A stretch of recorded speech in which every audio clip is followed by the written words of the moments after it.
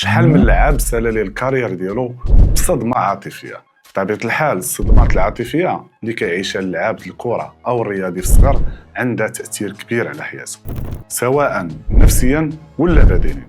كيفاش؟ اكيد الصدمه العاطفيه كتقدر تاثر على الثقه بالنفس الرياضي اللي تعرض لصدمات في الصغر. ممكن يفقد الثقه في راسو، وهذا الشيء كيأثر على الاداء ديالو في الوسط التيران، بالاضافه لانها تقدر تاثر على القدره وعلى التعامل مع الضغط. اللعاب اللي عاش صدمات كيأثر بزاف بالضغط الجماهيري والاعلامي، وكيولي عرضه للقلق الزائد قبل الماتشات. ونزيدك الصدمات العاطفيه كتأثر على التحفيز والانضباط.